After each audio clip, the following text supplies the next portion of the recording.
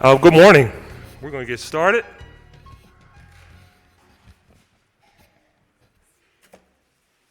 Okay, I note that the hour has come. We've established our quorum, so we will now have our invocation. And to give our invocation this morning, the chair recognizes Pastor Harold Jolly of the Second Macedonia Baptist Church. He is here today as a guest of Councilman Phillips. I would ask all members and guests to please rise.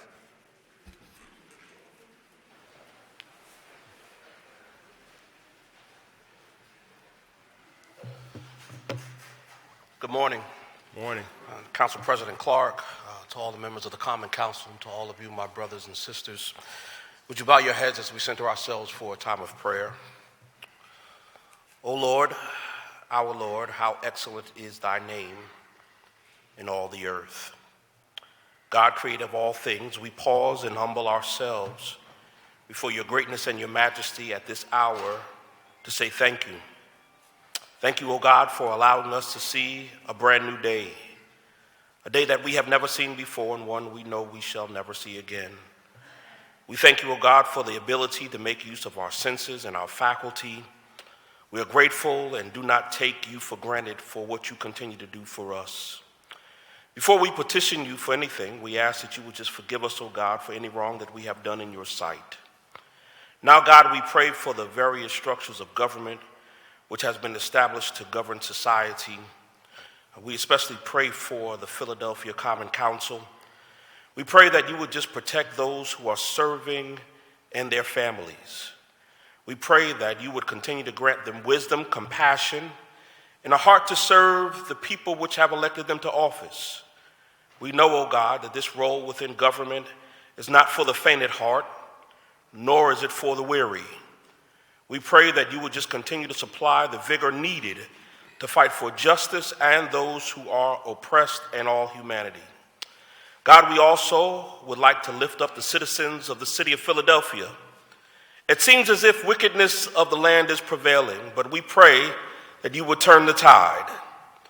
In your word it states, if my people, which are called by my name, shall humble themselves, pray and seek my face, and turn from their wicked ways, then I will hear from heaven and will heal their land. We are seeking you and praying for healing in Jesus' name. Now, God, we pray that you would just continue to grant us the grace for all mankind. Allow this day and this session to be productive and fruitful. Continue to bless us on this day and days to come. In the name of Jesus, who art the Christ, we pray. Amen. Amen. Thank you so much, Pastor. Really appreciate you being here today. Council will be at ease.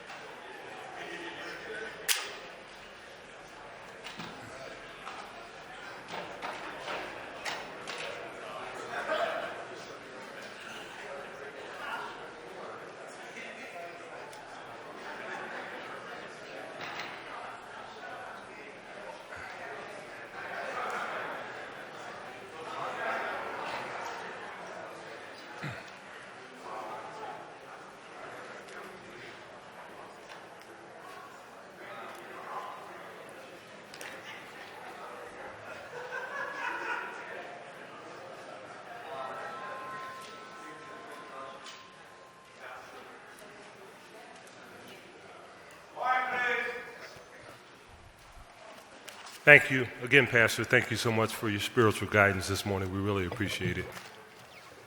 Before we start, I'd like to recognize here. You coming back in?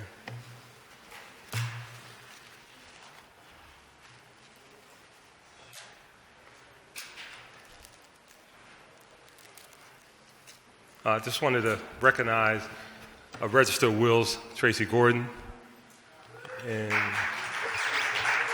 I'd like to recognize the District Attorney, Larry Krasner. Thank you for being here today.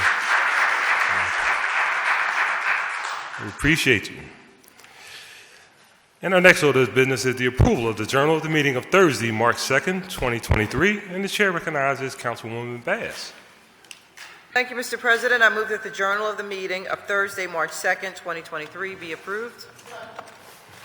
It's been moved and properly second that the Journal of the meeting of Thursday, March 2nd, 2023 stand approved. All in favor indicate by saying aye. Aye. Those opposed, the ayes have it. The Journal is approved. And our next order of business, a request for leave of absence, and the chair recognizes Councilman Jones. Thank you, Mr. President. On behalf of the members of council, there is a request for leave of absence by Member Brooks. Thank you. Let the record reflect leave shall be granted for Councilwoman Brooks. And the chair recognizes Councilman Squilla for a motion concerning certain legislative matters that may arise during the course of today's session of council that were not listed on the calendar circulated prior to today's session. Councilman Squilla. Thank you, Mr. President.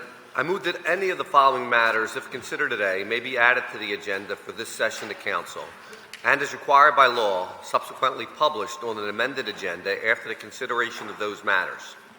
Resolutions authorizing hearings, amendments to bills on first reading, the reconsideration of a bill vetoed by or recalled from the mayor, amendments to bills recalled from the mayor, resolutions taking substantive action to be voted on in this session, a motion to withdraw a bill or resolution that is not on the calendar, and a motion placing a bill or resolution on or returning a bill or resolution from the suspension calendar that is not listed on today's calendar. The purpose of this motion is to provide the public with notice concerning possible actions by council that arose too late to be included in the calendar that was published prior to today's session. Thank you. It is moved and properly second that legislative matters stated by Councilman Squilla may be added to the agenda for today should those matters arise during the course of today's council session. All in favor indicate by saying aye. Aye. Those opposed, ayes have it.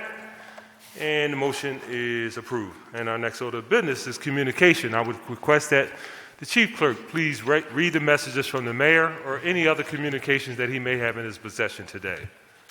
From the mayor to the president and members of the council of the city of Philadelphia, I am transmitting for the consideration of your honorable body an ordinance authorizing an increase in the non-electoral indebtedness of the city within the Pennsylvania constitutional limit, authorizing the bond committee to sell bonds at public or private negotiated sale to provide funds toward various capital municipal purposes, providing for appropriations to the sinking fund commission for the payment of such bonds, and authorizing agreements to provide credit or payment or liquidity sources for the bonds in connection with issuance of the bonds, all under certain terms and conditions. Thank you, Mr. Decker. And our next order of business is the introduction of bills and resolutions. I would ask the clerk to please read the titles of the legislation that's being offered by our members today. Councilman Phillips offers an ordinance amending Section 12919 of the Philadelphia Code entitled On-Street Parking of Boats, Motorhomes, Truck Campers, and Vending Carts by providing for further regulation of semi-trailer and truck tractor parking. For the committee. Councilwoman Gilmore Richardson offers a privilege resolution recognizing March 5 through 11, 2023 during Women's History Month as Women in Construction Week in the city of Philadelphia. Today's calendar. Sorry, hold on 1 second, Mr. Decker. Chair recognizes Councilwoman Gilmore Richardson. Thank you, Council President. I wanted to recognize Sue Hoffman, who's the Project Director for Women in Non-Traditional Careers, WINC, who is with us today. Also, Tanya Hebron, who is a SEPTA Construction Equipment Operator for TWU Local 234, and Noreen Buckley, who joins us all the way from San Francisco, California. She is an electrician with IBEW Local 6. Please welcome them in honor of Women in Construction Week. Thank you.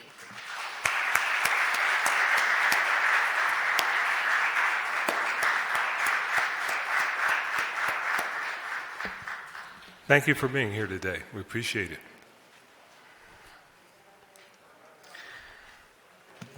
Councilman Thomas offers a privilege resolution honoring and congratulating Champions of the Week, the Black Squirrel Real Estate Collective, for their efforts to expand the real estate business to more people of color through their Philly Rise Real Estate Accelerator program. Today's calendar. Councilman Jones offers 4 bills and 3 resolutions. On behalf of Council President Clark, an ordinance authorizing an increase in the non-electoral indebtedness of the city within the Pennsylvania constitutional limit, authorizing the bonding committee to sell bonds at public or private negotiated sale. Refer to committee.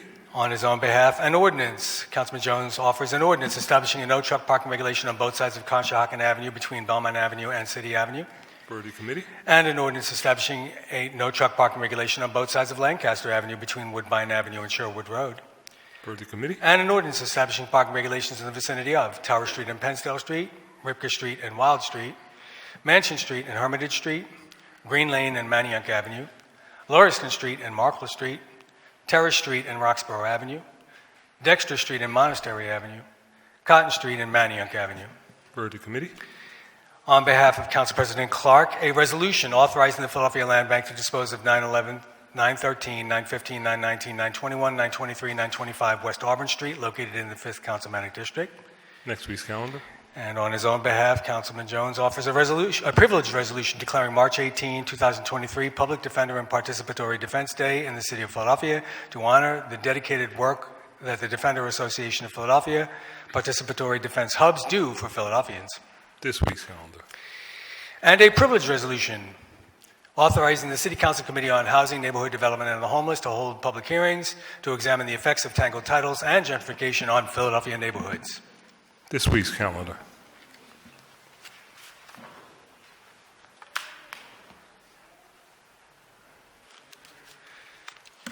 Councilman Jones offers 1 bill and 1 resolution, entitled an ordinance amending Chapter 1300 of the Philadelphia Code entitled Real Estate Taxes to provide for a discount for early payment of real estate taxes. Refer to committee.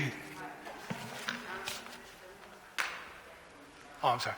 Did you? No? You okay? Councilman Johnson offers an ordinance amending Chapter 1300 of the Philadelphia Code entitled Real Estate Taxes to provide for a discount for early payment of real estate taxes. Refer to committee. Chair recognizes Councilman Johnson. After the next introduction, The next one? sir. Okay. Yes, sir. Thank you. Refer to committee. Councilman Johnson offers a privileged resolution honoring the Alpha Kappa Alpha Sorority Incorporated on the occasion of their 92nd North Atlantic Regional Conference and declaring March 9, 2023 as Alpha Kappa Alpha Day in the City of Philadelphia. Chair now recognizes Councilman Johnson. Yeah, thank you, Council President. Today, we have members of the Alpha Kappa Alpha sorority joining us today as they kick off their 92nd North Atlantic Regional Conference at the Pennsylvania Convention Center today. And I'm going to ask for all of them to stand as we acknowledge them.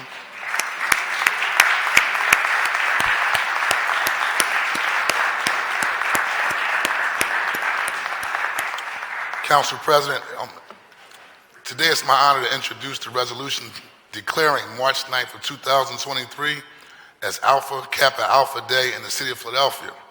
I want to thank all of my colleagues for sponsoring and supporting this resolution. It has been 10 years since the conference was last held in Philadelphia, and we are excited to welcome you back. The Alpha Kappa Alpha sorority is the oldest Greek letter organization established in America by African American women.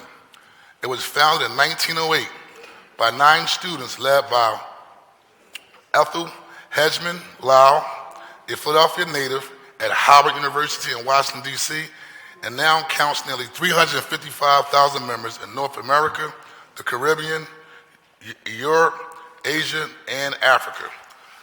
Some of the notable members of Alpha Kappa Alpha sorority includes Marion Anderson, who hails from the 2nd Councilmanic District, former council member Augusta Clark, who hails from the mighty Northwest, Dr. Myanja Angelou, B.B. Moore Campbell, Althea Gibson, Alicia Keys, the late great Coretta Scott King, Toni Morrison, civil rights activist Rosa Parks, Felicia Rashad, the one and only C. Dolores Tucker, Patti LaBelle, Alice Walker, and our current Vice President, Kamala Harris.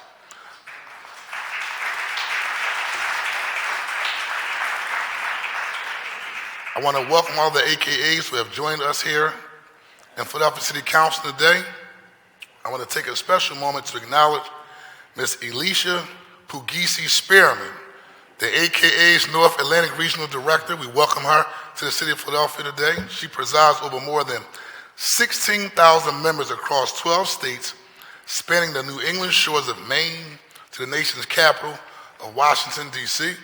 I want to also give a shout out to our local members, Stephanie, who is a part of the mayor's team, as well as Evelyn Sample Oates, who are always representing the pretty girls with perils.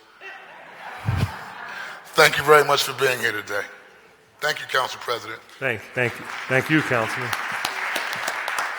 Chair recognizes Councilwoman Gilmore Richardson. Thank you, Council President. Today I rise as the only member of the Divine Nine who is also a member of Philadelphia City Council to not only thank my Councilwoman, hold on colleague- one second. Folks, could you, if you need to talk, could you please take it outside? This kid is murmuring over there. Thank you.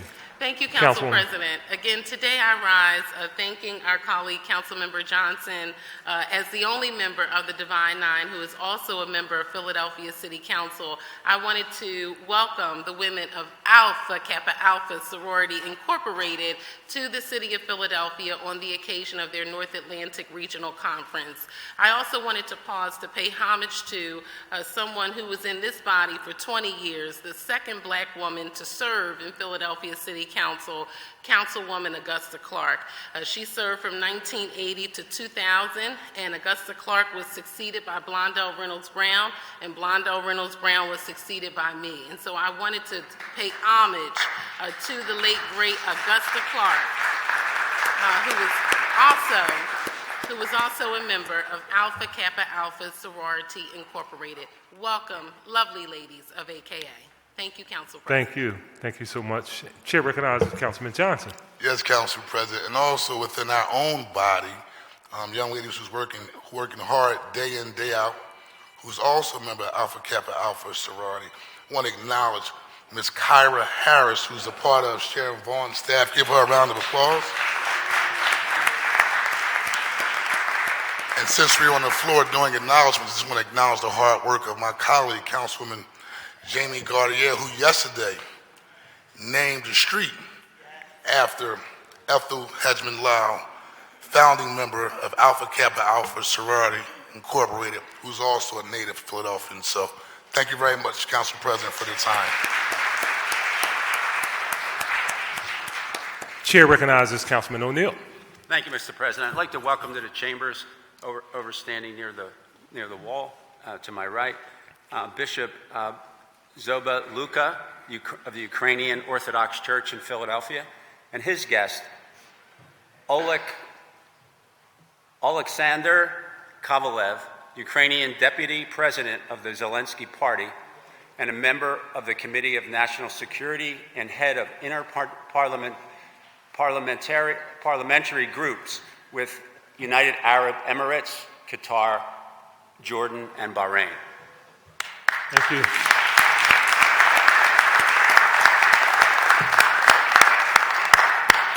Thank you for being here today. We appreciate it.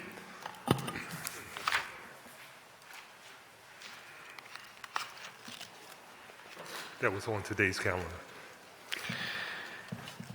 Councilwoman Gaudier offers 3 resolutions. A privileged resolution honoring the wonderful women of West and Southwest Philadelphia on the occasion of International Women's Day. Today's calendar. And a privileged resolution renaming the 400 block of 60th Street in honor of the life and legacy of community and religious leader Imam Asim Abdur Rashid of Masjid Mujahideen. Mr. President, Councilwoman Gaudier would like to be recognized for a motion on this resolution. Chair recognizes Councilwoman Gaudier. Thank you, Council President. I move that the rules of council be suspended to permit consideration of the resolution renaming the 400 block of 60th Street at this session of council. It's been moved and properly second. All in favor indicate by saying aye. Aye. Those opposed, ayes have it, and that will be on today's final passes calendar. And a non-privileged resolution authorizing the Commissioner of Public Property to execute and deliver to the Philadelphia Redevelopment Authority deeds conveying fee simple title to 3903 Wallace Street in the 3rd Councilmanic District. That will be on next week's calendar. Councilwoman Bass offers a privilege resolution honoring Gwendolyn Shell for being a pillar in the community and her exemplary work throughout the city of Philadelphia and leadership among women. That will be on this week's calendar. There are no other bills or resolutions being offered today by the members, Mr. President. Thank you very much, Mr. Decker. We have no reports from committee today, so our next order of business is consideration of the calendar. As there are no bills on the first reading calendar, the chair recognizes Councilman Jones for the purpose of calling up bills and resolutions on the final passage calendar today. Thank you very much, Mr. President. The following resolutions and bills are being called up from second reading final passage calendars today. Numbers 220-533, 230, 161, 230, 169, 230, 172, 230, 115, 220, 517A, 220, 941, 220-973, 230-001, and 230-106. All other bills and resolutions are being held. Thank you. Thank you, Councilman Jones. We will now move to our public comment session, but before considering these bills, we have some guidelines. Your public comment must concern matters on the second reading and final passage calendar at today's session. All speakers must sign up in order to testify. If you've not already done so for today's session, you can do so now by signing up at the table outside of the council chambers with the Sergeant of Arms. Once you've signed up, you'll be called in order of which you signed up to testify. Today, I think we can do 3 minutes, so you'll be given 3 minutes to speak. Do want to indicate that we will hold the time limit to the 3-minute limit because we want to make sure that everybody has an opportunity to testify. When you go up to the podium, there'll be a device. When the light turns green, it will be your time to speak. When the light turns yellow, you will have 30 seconds to conclude your remarks. When the light turns red, we ask that you please adhere to our guidelines and conclude your remarks. And if you may, step away from the podium so we can bring the next speaker up. I want to thank you very much for your anticipated cooperation with those guidelines. And with that, Mr. Decker, please call the first name on the list. And the first speaker today, Mr. President, is Archbishop Mary Palmer.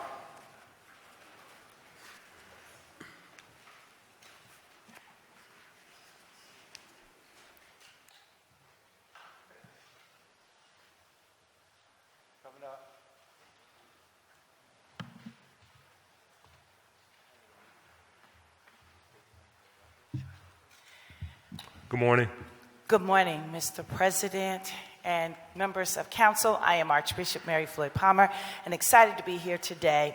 Yesterday, the world celebrated women, and today I personally wanted to celebrate the ladies of the City Council with a floral bouquet, personally for me to just say thank you for your service. We have some dynamic women in council, and we should always be grateful for the sister effectiveness that so happens in this chamber. Thank you so much for this opportunity. Thank you.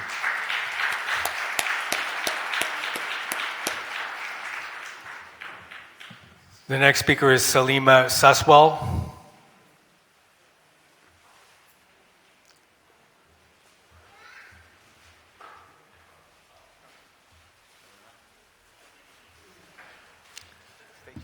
Commenting on 230198.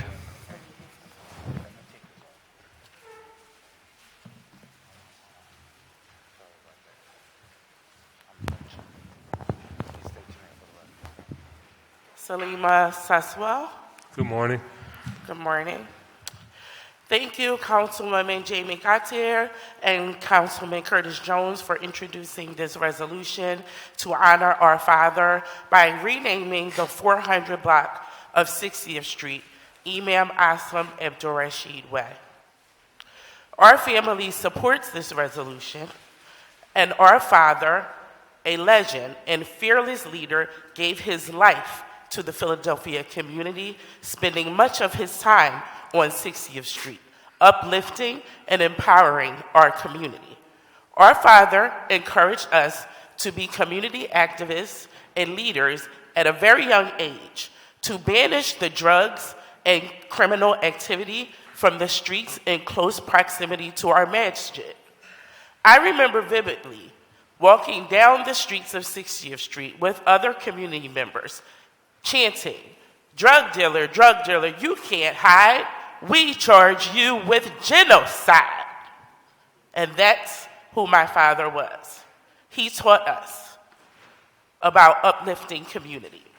And those drug dealers, they removed themselves from the streets surrounding our mosque. My father had a calling and a mission, which he was committed to until his very last days. We miss our father dearly, but his legacy lives on through us all. Thank you very much. Thank you. Thank you for your testimony. The next speaker is Hudafa Abdul Hai, commenting on 230198.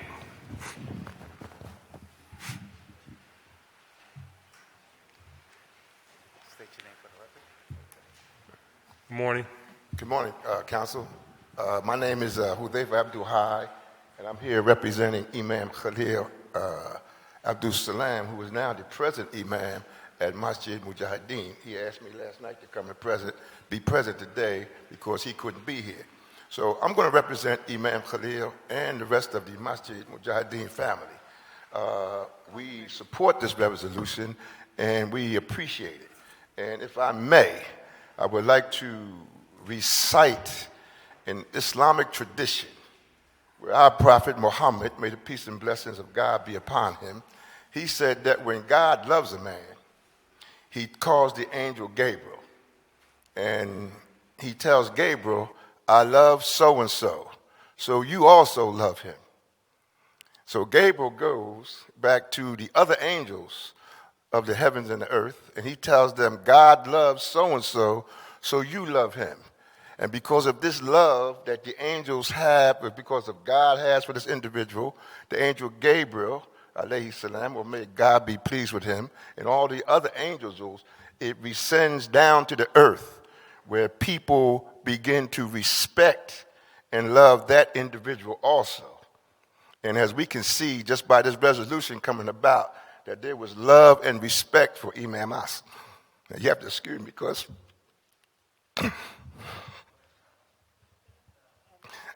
I get a little emotional because he was a very close friend of mine. So we appreciate the love and respect that has been shown to him by City Council by way of this resolution. And again, thank you.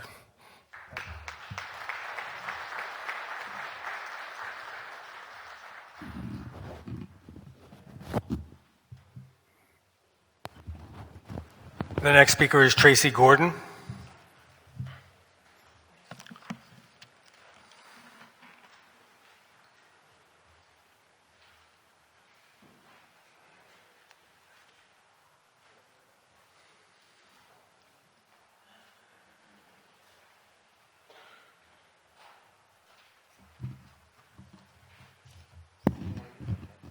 Good morning. Good morning. My name is Tracy Gordon. I'm the Registrar of Wills here in the County of Philadelphia. Good morning, Council President, Council members. I'm Tracy Gordon, your Registrar of Wills, and today I would like to express my gratitude for your efforts in taking up the issue of tangled titles. It is heartening to see our local government addressing this important problem that affects so many residents in our community.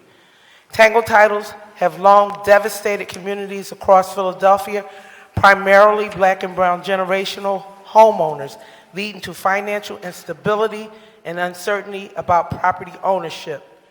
Your willingness to tackle this issue head-on shows a commitment to ensuring that all members of our community are able to enjoy the security and stability that comes along with owning a home. The issue of tangled titles is a complex one that requires careful legal and administrative attention. Local governments, such as your body, will play a major role in addressing this issue by implementing policies and procedures to help prevent tangled titles from occurring, as well as providing resources and support for homeowners who are struggling with this problem. I personally have made this issue one of the cornerstones of my administration and proactively take steps to rally stakeholders to join in the fight. In addition to immense support this body has provided constituents, I would be dismayed if I did not include the legal nonprofits who are playing a pivotal role, such as Christian Legal Services, Philadelphia VIP, Senior Law Center, amongst others. Lastly, I would like to acknowledge the Philadelphia Bar Association, who has established a title task force, which I am a member. We will strive to provide essential information to this body to assist in crafting effective, streamlined legislation. Thank you again for recognizing the importance of this issue and for taking steps to address it. Your leadership on this matter is truly appreciated. Thank you. Thank you for your testimony, Madam Register. Mr. Decker. The next speaker is John Scott. Welcome. Mr. Scott. Not here. Next person, Mr. Decker. The next speaker is Alicia Pigs Spearman. Ms. Spearman, welcome. State your name for the record and begin your testimony. Alicia Pegues Spearman. Good morning, President Darrell Clark and members of Philadelphia City Council. I am Alicia Pegues Spearman, the 5th North Atlantic Regional Director of Alpha Kappa Alpha Sorority Incorporated. I am present with my sorority sisters, and I gather you can guess who we are in all this pink and green, to testify in support of the resolution which was introduced by Councilmember Kenyatta Johnson and co-sponsored by many of you on this council, which honors the 92nd North Atlantic Regional Conference, which is here today in the city. It begins today. They're flocking into the city strong, and it ends on Sunday. We are going to be soaring to greater heights of service and sisterhood. That's our international theme, under the leadership of our international president and CEO, Danette Anthony Reed. I have traveled from Connecticut to the city of brotherly love, and sisterly, we've renamed it Sisterly Affection, to open the first regional conference of my administration. Our region extends from Maine to DC, and we have over 5,000 members here today in your city to spend some money. You will see college-educated black women sporting pink and green throughout Center City. Our conference theme of First Love represents fellowship, innovation, respect, serve, and thrive. Accompanying me today are the presidents and representatives of Philadelphia's 3 local chapters of Alpha Kappa Alpha Sorority Incorporated. Charlene Collins and her members of Omega Omega, which is the home chapter of our visionary founder, Ethel Hedgeman Lyle. We also have Sharia Dixon Turner, president of Rho Theta Omega, as well as our vice chair, Marcia Shepard Baker, please stand. We also have Jackie Broughton Hugie and Malika Singleton, who's president of Omega Mu Omega, please stand. And Evelyn Sample Oates, my girl, y'all already know her. Stand up, madam. She was the 31st North Atlantic Regional Director. So I thank you all for joining me, because we are in this city because we do service projects in our community. We planted trees, we helped register voters, and we pack healthy and nutritious food packs and donate them. Philabundance Food Bank is going to get tons and tons and tons of nutritious food and goods to give to make sure we feed our babies on the weekends. We also offer numerous mentoring programs and scholarship opportunities. We are committed to lifelong service and look forward to continue to partner with you as we tackle some of the serious issues plaguing our cities. Now, we invite each and every one of you watching and those listening on WURD Radio to join us on Saturday, March 11th at the John F. Street Community Center in your district, President Clark, which is our community day. So we're leaving the hotel and we're leaving the convention center. We're putting on our sneakers and we're hitting the streets with the citizens of Philadelphia. From 8:30 to 11:30 a.m., we are providing health screenings, a shredding event, city and utility resources, voter registration, and you know we're going to have a hip-hop youth program too. So thank you to Councilmember Jamie Gaudier for sponsoring the resolution that co-names the 400 block of North 53rd Street in West Philly after our principal founder, Ethel Hedgeman Lyle, who founded our sorority in 1908 at Howard University and lived here for at least 25 years until she passed away in 1950. We had a super fantastic event yesterday honoring her legacy and are appreciative of your council members who attended yesterday. I know she already mentioned it, but Council Member Catherine Gilmer Richardson, who was our Divine Nine sister representing Zeta Phi Beta, we thank you all for coming. Thanks to Mayor Jim Kinney and Manager Director Tumar Alexander, who continue to support us. And we look forward to seeing all of you at the public meeting, which is tonight. We start on time at 7 p.m. at the Pennsylvania Convention Center. And thank you for recognizing the notable North Atlantic region and for the adoption of this resolution. Thank you for your testimony. Chair recognizes Member Johnson. Hey, thank you very much. I want to also just acknowledge the hard work that the sorority Alpha Kappa Alpha has been working on, particularly around the issue of gun violence here in the city of Philadelphia. It is the number one most important issue that we are addressing right now, and I've had the opportunity to participate in several of your forums trying to come up with strategies and solutions around addressing the issue of gun violence. And so I want to publicly acknowledge you for your hard work and your dedication around this particular issue. Thank you very much, Mr. Chair. Thank you, Member Johnson. Mr. Decker. The next speaker is Yurdell Ings.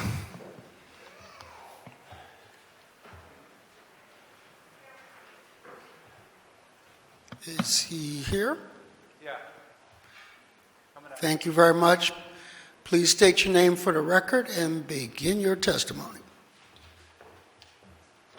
My name is Yurdell Ings. I'm here for the testimony for my sister today. She's won a Women's Award, and I'm so proud of her. I am so proud of her.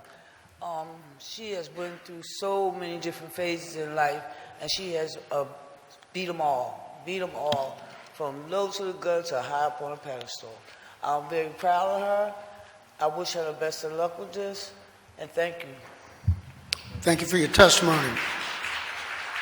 Mr. Decker. The next speaker is Sue Hoffman.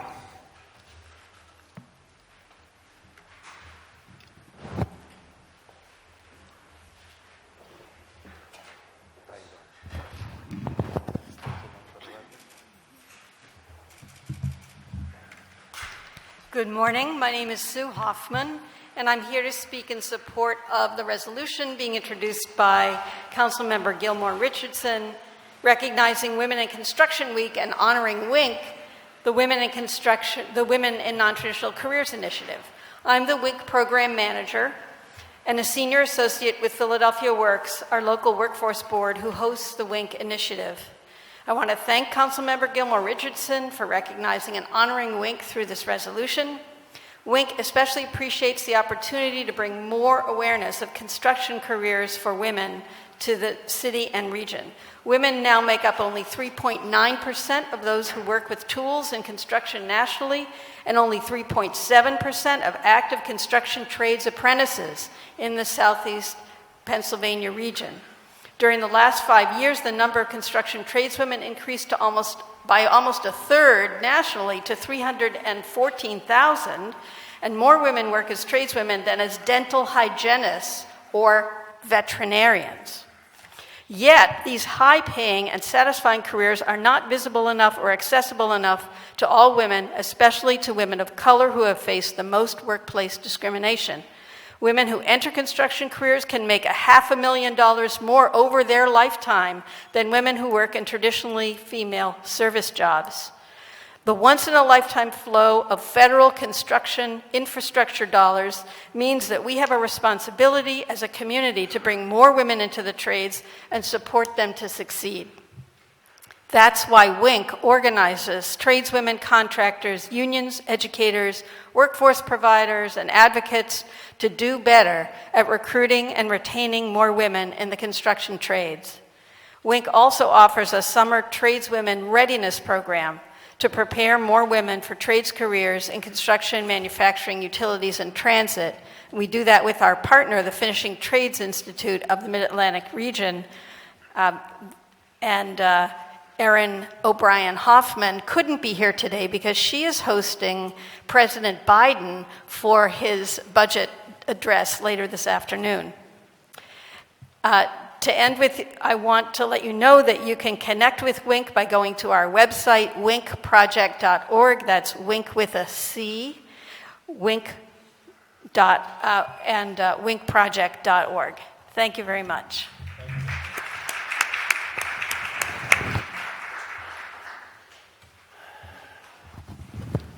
The next speaker is Tanya Hebron.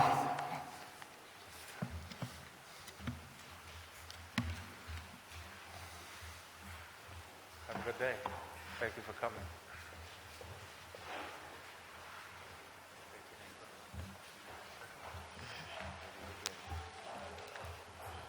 Good morning. Good morning, Mr. President and members of City Council. My name is Tanya Hebron. I am a construction equipment operator, and I'm here in support of Women in Construction Week. It's time to take notice of the determination and great work by women in construction. In fact, 44% of the women in the industry are in professional and managerial positions. The advantages of women working include more income for their families, the opportunity to explore their talents, and the promotion of economic growth. When women work, they make money that adds to their family's financial well-being. Women in construction work in a wide range of roles, from management to surveying, civil engineering, and bricklaying. Women are respected for the work that they do and great opportunities to grow their careers. I want to thank Catherine Gilmore Richardson for her hard work and support for Women in Construction Week. Again, thank you. Thank you for your testimony. The next speaker is Noreen Buckley.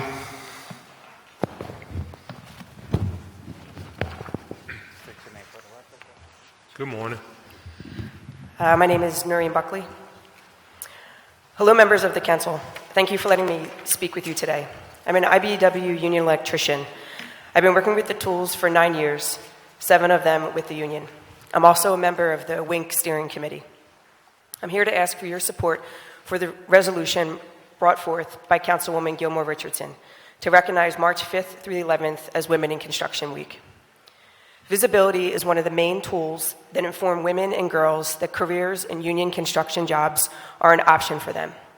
I've often been the only woman on a commercial job site. It's the norm, and it's quite isolating. I've also been on a job where I'm one of 2 women on the site.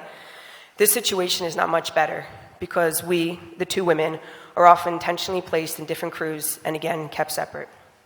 Through organizations like my union's Women's Committee and WINK, I'm able to have the support needed to continue to thrive as a tradeswoman. WINK not only encourages and supports women as they enter the construction trades, they also work with developers, general contractors, and public officials to create workplace environments where women feel welcome, where their value as a woman, where the value that women bring to these careers is fostered, and women have the ability to build meaningful lives for their families. Currently, there's a national focus on recruiting and retaining women into the construction trades. The Department of Commerce is leading a Million Women into Construction initiative aimed to double the number of women in the union construction workforce, and they're supported by the various union internationals. Women in union construction jobs have a 23% higher cost of living wage compared to all other women. Women in construction jobs close the wage gap between men and women by 40%. In addition to the financial benefit that union construction jobs provide women and their families they support, it also promotes pride and leadership in women, and it all starts with visibility. If you can see it, you can be it. Thank you for your time. Thank you for your testimony. Marta Gutenberg.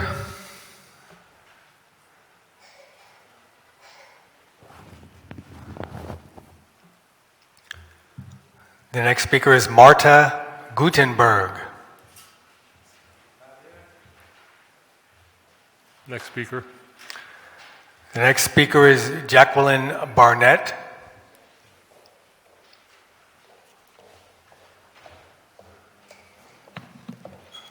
Morning. Good morning, Council President and members of Council and those who are here in participation. I'm Jacqueline Jeffries Barnett, for the record. I am a graduate of the Performing Arts High School and whose mother was an educator in the Philadelphia Public Schools and Fisk University Jubilee singer, and whose father is a fighter pilot in the United States Air Force. I'm reared in the South, what we call below the Mason-Dixon line, and I was also former Secretary of Education for the City of Philadelphia and briefly served as Strategic Initiative Director for the Register of Wills. I'm here today in support of a resolution that will be offered by Councilman Jones with regard to how tangled titles impact gentrification and vice versa. I am encouraged that the Council and the community will address this urgent matter that is not just relegated to Philadelphia, but Baltimore, Pittsburgh, Cleveland, New York, and other cities wherein folks came to these industrial cities during the Great Migration to become homeowners and gain well-paying jobs to support their family. J.M. Brewer's map of Philadelphia in 1934 drew very clear lines of living. While times may have changed, the maps drew lines where Italians, coloreds, and Jews could live. And it helped to determine whether banks should issue mortgages and not in these culturally rich communities. Times may have changed, but the persistent policies that lock certain groups out of wealth and wealth transference remains the same and have crippled the dignity and respect of many black and brown neighborhoods. There's no data set that really accurately reflects the terrain of this map. Pictures are really worth thousands of words. These are not just houses. They are tangled. These houses are embattled in historically working-class black and brown communities and should be deemed as such, no different than the relegation of Chestnut Hill, Chinatown, Powhatan Village, and the greater Northeast. Houses are historic, and families that live in them, hence, are historic as well, including Mantua, Strawberry Mansion, and others.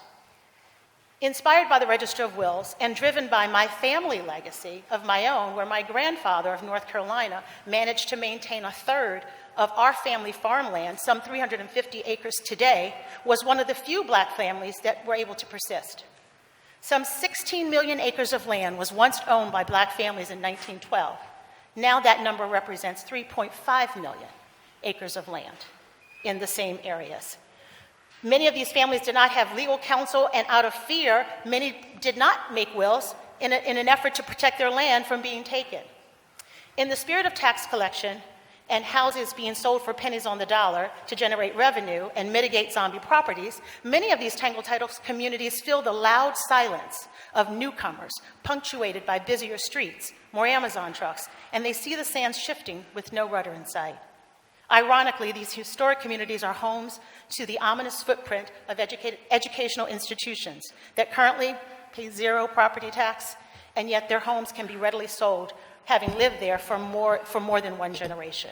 I am eager to know how an upcoming hearing will determine the disparate impact that is levied upon these families.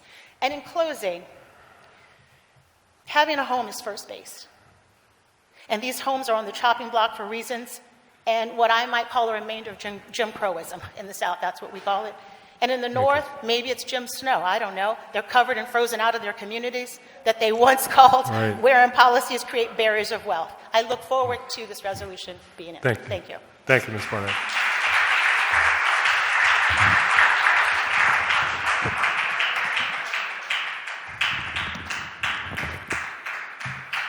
The next speaker is Marta Gutenberg.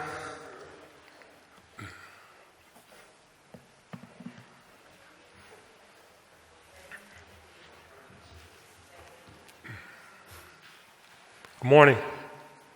Good morning. My name is Marta Guttenberg, and I'm here to speak in opposition to 230115.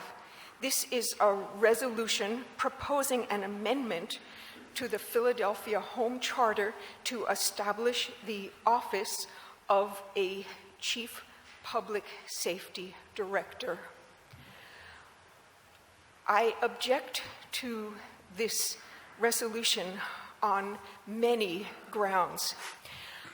In my opinion, this represents an expensive, redundant, pig in a poke that the that the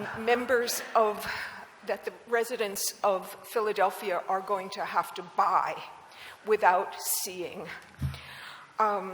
As you all are aware, there are many people in this city who are responsible for public safety.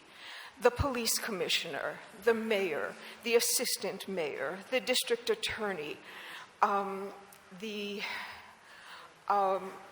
SEPTA police department, private security offices, and all these people are still listed with their day jobs and their titles.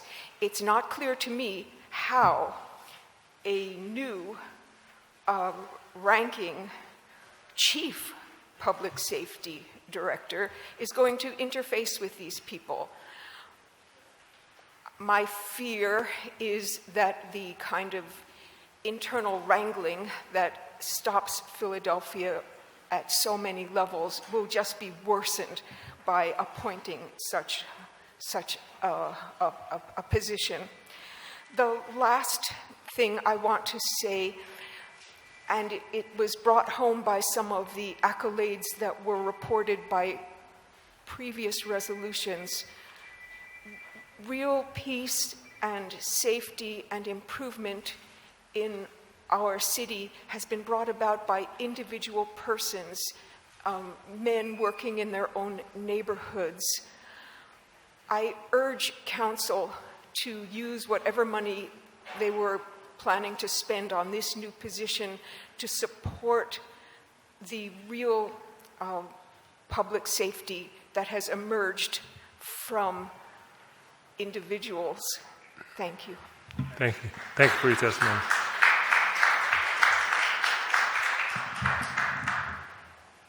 The next speaker is Lynn Landis,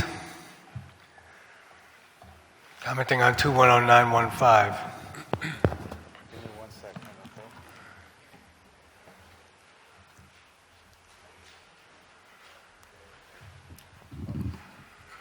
Good morning. I'm Lynn Landis of protocolsfordemocracy.org.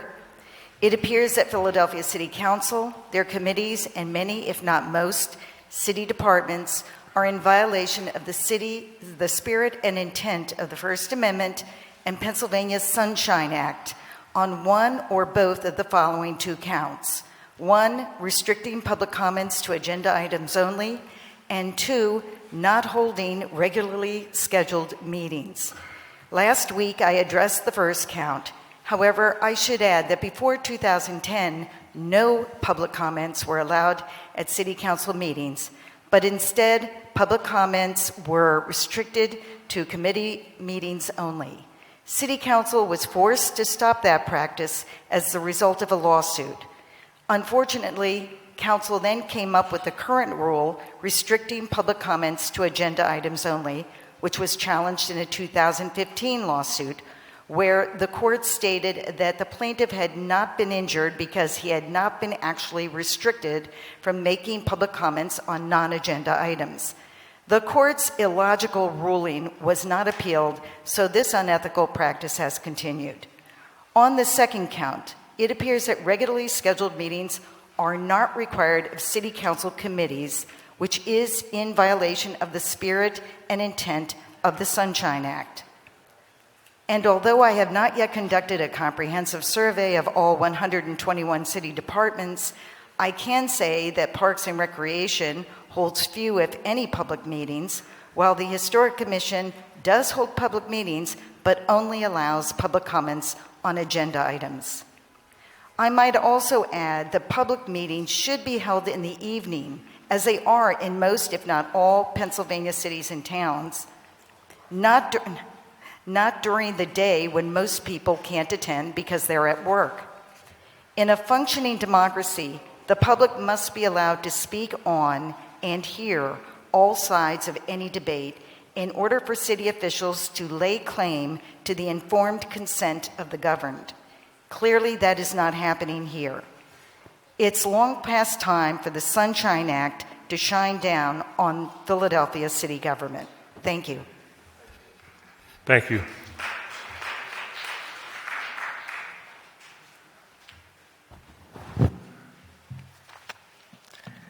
The final speaker, Mr. President, is Ogbonna Higgins, commenting on 230115.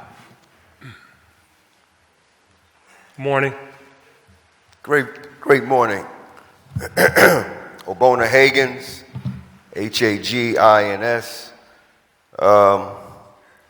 Before I start to speak on this resolution, 230115, I just want to remind council that I believe it was in 2017, that there was a committee, a special committee on gun violence prevention. And I want to know what's the deal with that.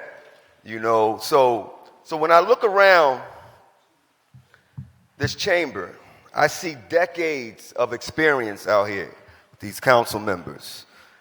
I see what should be legislative and leadership experience that would amount to decades and decades for the city. A chief public safety officer sounds good.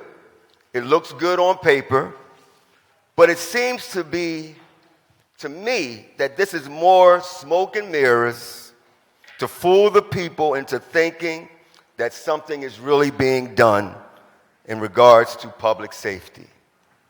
I want this body to know that you may be fooling some people or the majority of people, but you're not fooling me. I also want to let this body know that I, along with thousands of other Philadelphians, are victims of murder. My father was murdered when I was 2 years old. He was 21. I never saw my grandmother and she didn't cry because I looked so much like him. You really need to stop introducing these bills and resolutions that absolve you from your work and your responsibility.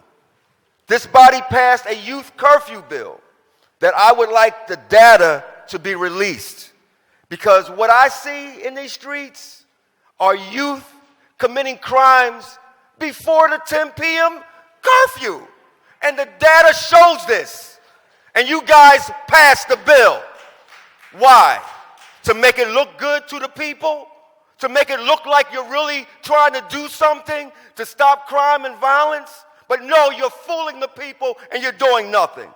So ultimately, I don't think this resolution should be passed, but instead the Committee on Gun Violence and the committees that deal with this should get in a room and figure out how to solve these problems. Your guys are getting paid enough. You have more than enough time and energy to take pictures and all this other kind of stuff. But what about dealing with the issues of this city? What about stopping the crime and the violence? Do you know what it's like to see your grandmother cry every time she sees you because you look like his father? Do you understand what this is about? This is not any games. We need to take this seriously, and we need to take care of it now. Thank you.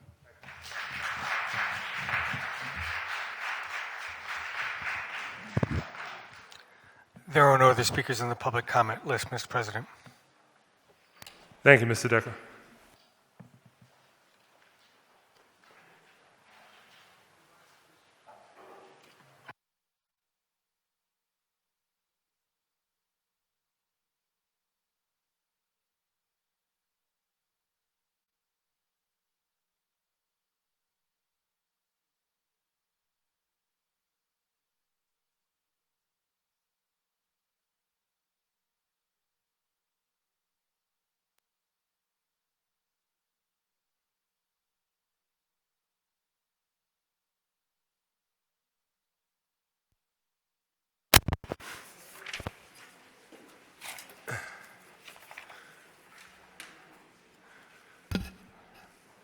Thank you, and thank you all for your public comment. We really appreciate your participation. We will now consider the bills and resolutions on the second reading and final passage calendar. Mr. Decker, please read the title of resolution number 200533. A resolution calling on Comcast Spectacor to reconsider its naming rights agreement with Wells Fargo based on its history of unethical banking practices. Thank you. Chair recognizes Councilwoman Bass. Mr. President, I move that resolution number 200533 be withdrawn. It's been moved and properly second. All in favor indicate by saying aye. Aye. Those opposed? Ayes have it. And resolution number 200533 has been withdrawn. Mr. Decker, 230161. A resolution authorizing the Philadelphia Land Bank to execute and deliver to the Philadelphia Housing Authority a deed conveying fee simple title to 800 West Cumberland Street located in the 5th Councilmanic District. Chair recognizes Councilman Jones for a motion. Thank you, Mr. President. I move for the adoption of the resolution. Thank you. Thank you. It's been moved and properly second. All in favor indicate by saying aye. Aye. Those opposed? Ayes have it, and that resolution is adopted. Mr. Decker, 230169. A resolution authorizing and ratifying Council President Clark's appeal on behalf of and as representative of City Council of the decision of the Zoning Board of Adjustment with respect to 1451 North Broad Street. Chair recognizes Councilman Squilla. Mr. President, on behalf of Councilmember O'Neill, I move the adoption of resolution. It's been moved and properly second. All in favor indicate by saying aye. Those opposed? Ayes have it, and that resolution is adopted. Mr. Decker, 230172. A resolution renaming the 4300 block of Broad Street to Prince Hall Way to recognize, honor, and celebrate the life and legacy of Prince Hall. Chair recognizes Councilwoman Bass. I move for the adoption of the resolution. It's been moved and properly second. All in favor indicate by saying aye. Aye. Those opposed? Ayes have it, and that resolution is adopted.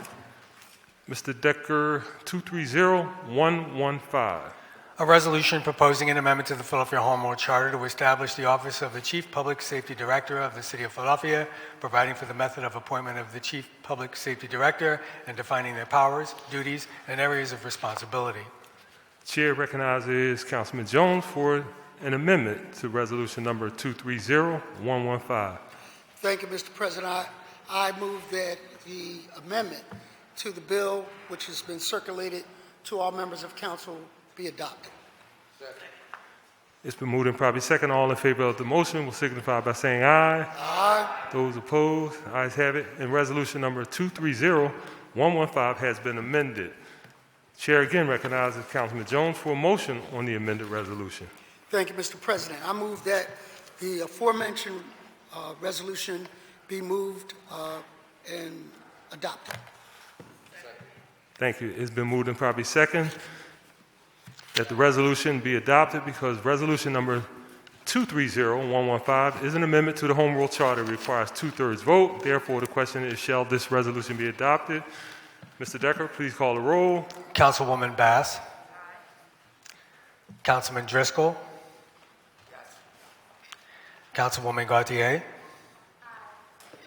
Councilwoman Gilmore Richardson. Councilman Harity. Councilman Johnson. Councilman Jones. Aye. Councilwoman Lozada. Councilman O'Neill. Councilman Phillips. Councilman Squilla. Councilman Thomas. Councilwoman Vaughn. Council President Clark. Aye. I believe, let's see, Councilman O'Neill's not here. With 13. Ayes are 13, the nays are 0. Majority of members present voting in the affirmative. The resolution is adopted. Mr. Decker, 220517A. An ordinance authorizing the installation, ownership, and maintenance of various encroachments in the vicinity of 1 Convention Avenue. Chair recognizes Councilwoman Gautier for an amendment to Bill number 220517A. Thank you, Council President. I would like to offer an amendment to Bill number 220517A. A copy of the amendment has been circulated to all members of council. I move for the adoption of the amendment. Second. All those in favor of the motion will signify by saying aye. Aye. Those opposed?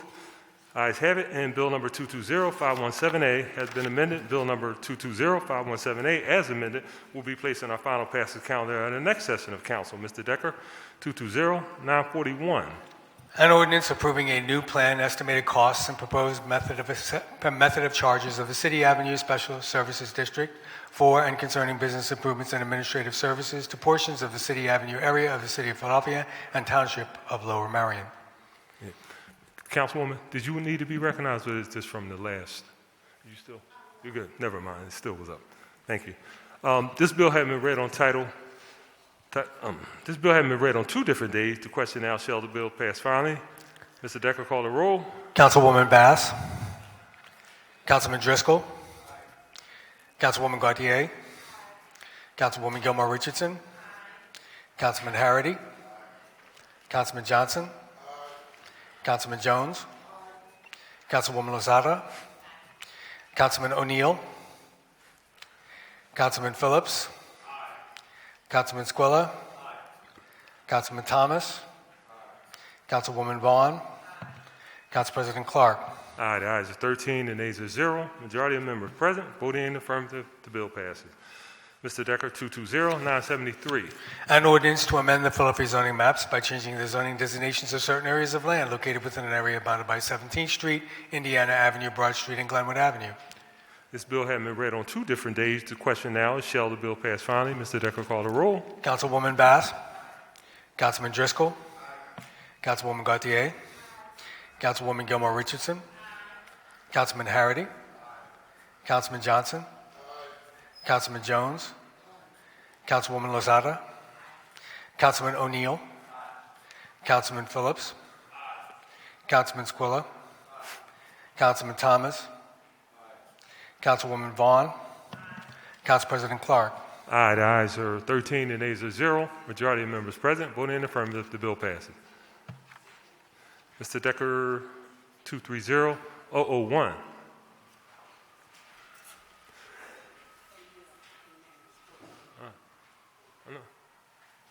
Okay. Yeah, I'm sorry. Chair recognizes Councilman O'Neill. Thank you, Mr. President. I was preoccupied with my guest, and I want to be recorded as aye on all bills and resolutions that I might have missed. Okay? Thank you. Thank you.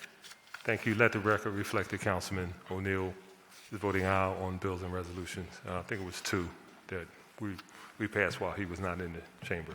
Thank you. Thank you, Councilman. Bill number 230001, entitled An Ordinance Amending Title 14 of the Philadelphia Code, entitled Zoning and Planning by defining and clarifying certain definitions. This bill had been read on 2 different days. The question now, shall the bill pass finally? Mr. Decker, call the roll. Councilwoman Bass. Councilman Driscoll. Councilwoman Gautier. Councilwoman Gilmore Richardson. Councilman Harity. Councilman Johnson. Councilman Jones. Councilwoman Lozada. Councilman O'Neill. Councilman Phillips. Councilman Squilla. Councilman Thomas. Councilwoman Vaughn. Council President Clark. Aye. Ayes are 14 and nays are 0. Majority of members present voting in the affirmative, the bill passes. Mr. Decker, 230006. An ordinance providing for the submission to the qualified electors of the City of Philadelphia, the proposal in a resolution approved by City Council amending the Philadelphia Home Rule Charter by establishing the Office of the Chief Public Safety Director to be responsible for ensuring public safety by coordinating the resources, personnel, and employment, property, plant, and equipment within the departments of police, prisons, recreation, and all other relevant city agencies, and authorizing the appropriate officers to publish notice and to make arrangements for the special election. Thank you. This bill has been read on 2 different days. The question now, shall the bill pass finally? Mr. Decker, call the roll. Councilwoman Bass. Councilman Driscoll. Councilwoman Gautier. Councilwoman Gilmore Richardson. Councilman Harity. Councilman Johnson. Councilman Jones. Councilwoman Lozada. Councilman O'Neill. Councilman Phillips. Councilman Squilla. Councilman Thomas. Councilwoman Vaughn. Council President Clark. Aye, the ayes are 14 and nays are 0. Majority of members present voting in the affirmative, the bill passes. Mr. Decker, you have any additional resolutions? A resolution recognizing March 5 to 11, 2023 during Women's History Month as Women in Construction Week in the City of Philadelphia, introduced today by Councilwoman Gilmore Richardson. Chair recognizes Councilwoman Gilmore Richardson. Thank you, Council President. I move the adoption of the resolution. It's been moved and properly second. All in favor indicate by saying aye. Aye. Those opposed, ayes have it, and that resolution is adopted. And a resolution honoring and congratulating Champions of the Week, the Black Squirrel Real Estate Collective, for their efforts to expand the real estate business to more people of color through their Philly Rise Real Estate Accelerator Program, introduced today by Councilman Thomas. Chair recognizes Councilman Thomas. Thank you, Council President. I move for the adoption of the resolution. Second. It's been moved and properly second. All in favor indicate by saying aye. Those opposed, ayes have it, and that resolution is adopted. And a resolution authorizing the City Council Committee on Housing, Neighborhood and Development, and the Homeless to hold public hearings to examine the effects of tangled titles and gentrification on Philadelphia neighborhoods, introduced today by Councilman Jones. Chair recognizes Councilman Jones. Thank you. I move for the adoption. It's been moved and properly second. All in favor indicate by saying aye.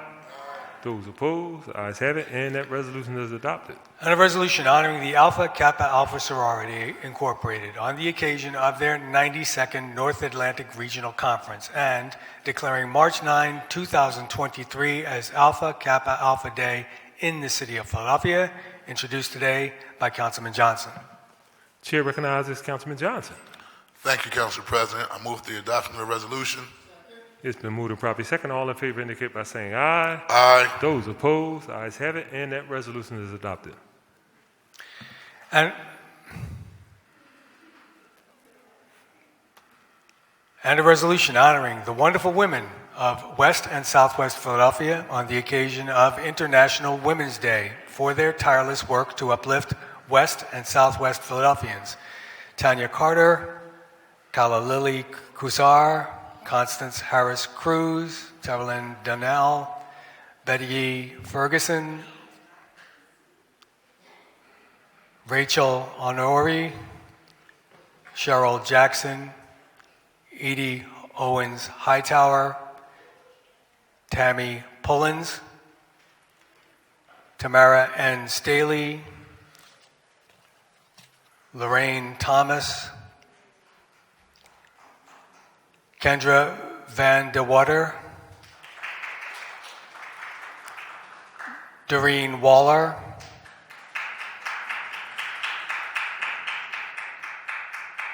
Mariah Condros, Sydney Shields, Esquire, Alexis Wright Whitley, Siani Beatty, Kiana Bingham, Tyler Wood, and Morgan Algrove Hodges. Introduced today by Councilwoman Gautier.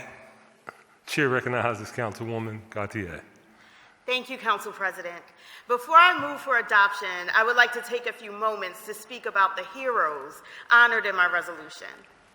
When I come to work every day at City Hall, I'm buffered by the fact that back home in West and Southwest Philadelphia, there is a village of hardworking and deeply passionate women laboring to better our neighborhoods, a team that I rely on each and every day to make sure that what we do right here in this chamber makes an impact on communities like King Sessing, Cobbs Creek, Mantua, and everywhere in between.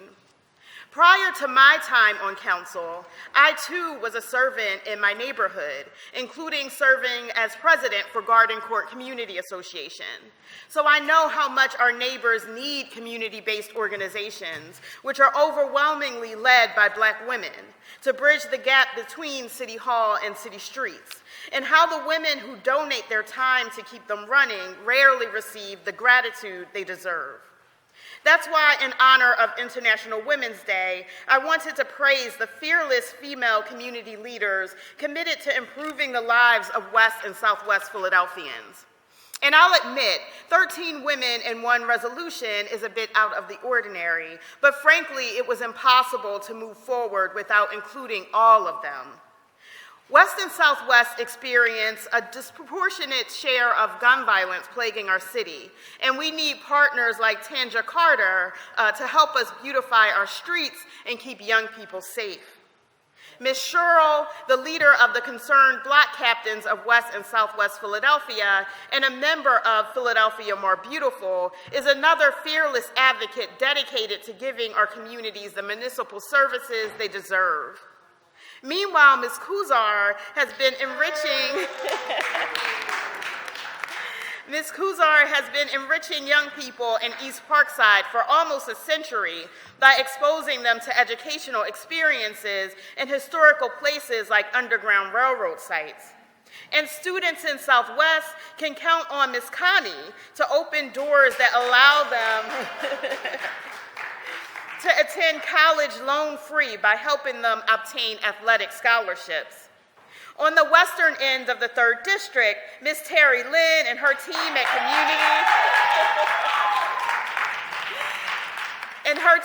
at Community of Compassion keep their lights on and their doors open until 2 a.m., giving young people a safe place to go and participate in enrichment activities when they would otherwise be on the streets. And it would be impossible to talk about grassroots violence prevention in West and Southwest without talking about Kendra Vanderwater. She can always be counted on to give young people the support they need and the love they deserve. And in Belmont, parents know that if their budget is just a bit too tight for essentials like diapers or even car seats, Miss Betty has got their back.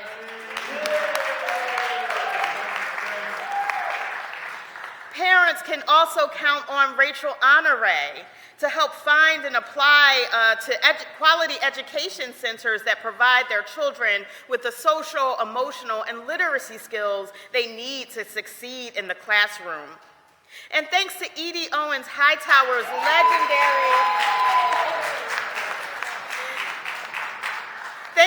legendary events for back to school and other community milestones, our young people won't ever be without essentials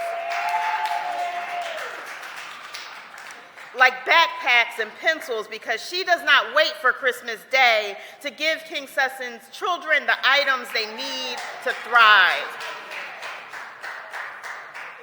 In Mantua, Tammy Pullins and her Bread for Life ministry at the Transfiguration Baptist Church fights against food insecurity by providing thousands of hot meals, continuing this community's rich history of neighbors helping neighbors.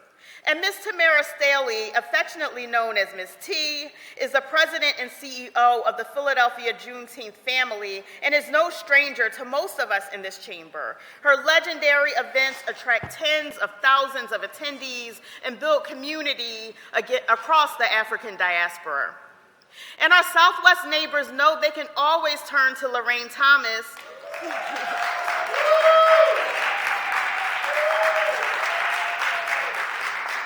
the so-called mayor of Southwest Philadelphia, for a kind gesture, a piece of advice, or connection to a resource.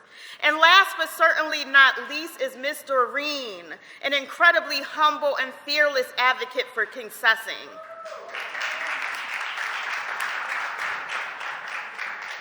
Whether it's working with her fellow vigilante grannies to keep young people safe around their schools, founding an award-winning community garden, or holding the city accountable, Ms. Doreen is living proof to her neighbors that they can get things done as long as they persevere.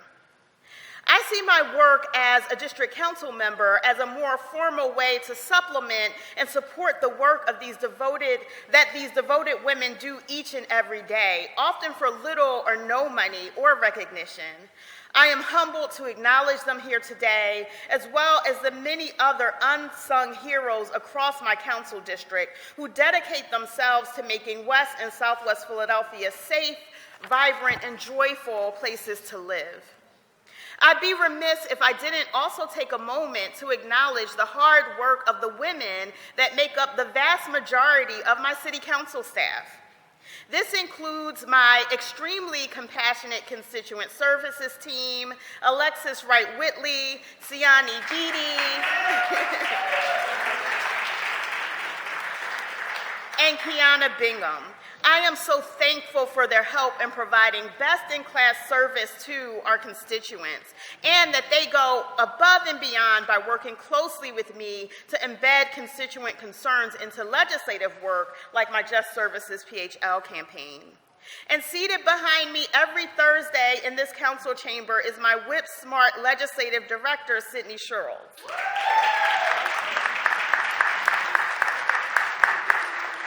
As we enter budget season, West and Southwest Philadelphians can rest easy because Sydney is on the job, uncovering every stone and confirming every detail so that we can authorize a budget that centers our community. I would also like to thank Tyler Wood, the newest member of my team, for jumping right into the deep end and helping our office run smoothly during a particularly chaotic time. We can always count on her for a warm smile and to make sure we're all doing okay during stressful days. And thank you to my zoning and development intern, Morgan Algrove Hodges, for her prioritizing real-world experience as part of her education and making an impact in the process. I cannot wait to see what you accomplish. And lastly, a profound thank you to my Chief of Staff, Maria Kandros. I could not have asked for a better confidant, team leader, and friend. You keep the ship running steadily, and you help me to be the best version of myself in City Hall. I would ask for all of these wonderful women to stand and to be recognized.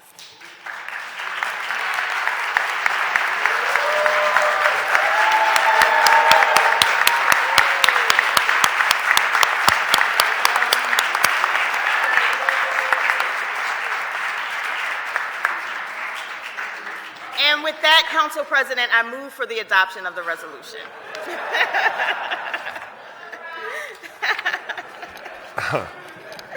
That is, Councilwoman, thank you. Councilwoman, did I hear you say Tiger Woods?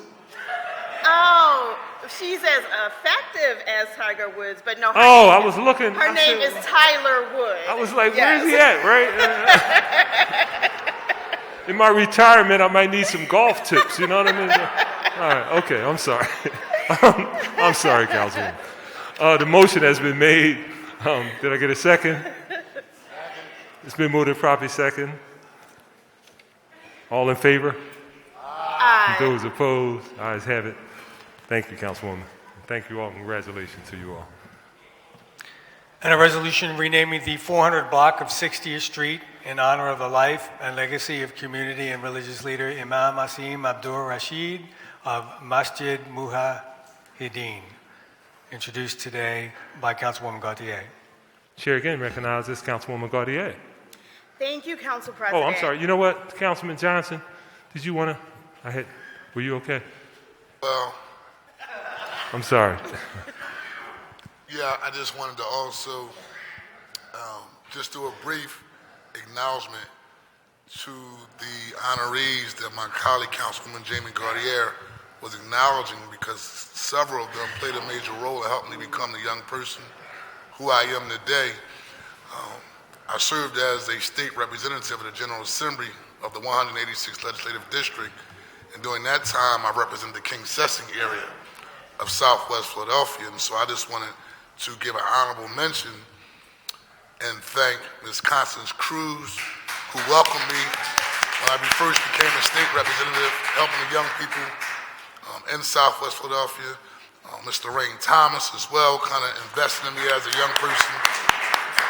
Tamara Staley as well, and also Ms. Doreen Wallace. So I know them individually from the work that they've done, and just want to thank my colleague for acknowledging them. And also, I didn't work with her in the past because she's much younger than me, but I'd be remiss if I didn't acknowledge Kendra from Yay Philly for always speaking truth to power. when we say we're going to do something in this body of council regarding helping young people, she has no problem holding us accountable and making sure we're just not coming down here to do hearings for the sake of doing hearings. Matter of fact, she's like, well, don't waste our time. Like, we're not here for show. We're going to help our young people, but not. So I just want to also acknowledge Kendra for stepping up and fighting for those who need a voice in the city of Philadelphia. Thank you, Kendra. Thank you, Council President, Thank you, for sir. your privilege. Thank you, Councilman. Mr. Decker, is that it? The resolution was introduced today by Councilwoman Gauthier. Councilman Jones, did you want to be recognized also? Yes. Yes, sorry. So I realize now that it is 3rd District Day, because the whole 3rd District is down. But I wanted to thank her for introducing the resolution on Imam Hassan, and to say that I really appreciated his impact in West Philly. What was not mentioned was his love of equestrian, love of horses, which was at one point in your district at 33rd Street. And I kind of remember that stable being occupied by little young men who, that if you had a horse, they would groom your horse, they would train your horse, they would shoe your horse, they would bring it out there for you, you jump on, they put it up afterwards. That stable was, relocated. It was, but what remains is each of those young men that he mentored became somebody prominent in the, I won't even call them out, but some of them are heads of unions, some of them are heads that own African American, black and brown businesses. So they got an opportunity to be mentored by him and were saved from what could have been a horrible outcome. So I thank him for that. I thank him for teaching me a little bit about how to ride. I thank him for being the head of the Masjid Ashura, which kept peace in this city for a very long time. So we share a district, but we also share a friendship with him, and I thank you for doing the resolution.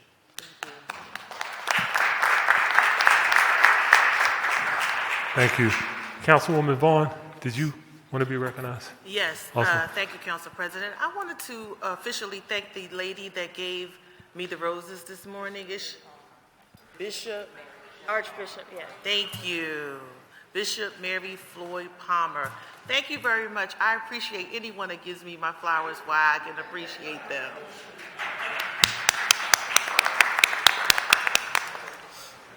Thank you. Mr. Decker, read the resolution again. A resolution renaming the 400 block of 60th Street in honor of the life and legacy of community and religious leader Imam Asim Abdur Rashid of Masjid Mujahideen, introduced today by Councilwoman Gauthier. Chair recognizes Councilwoman Gauthier. Thank you, Council President. I want to take just a few minutes to speak about the life and legacy of Imam Asim Abdur Rashid of Masjid Mujahideen before I move for the adoption. I want to start by acknowledging the members of Imam Abdur Rashid's family and the masjid in the audience today. Please rise so that we can honor you.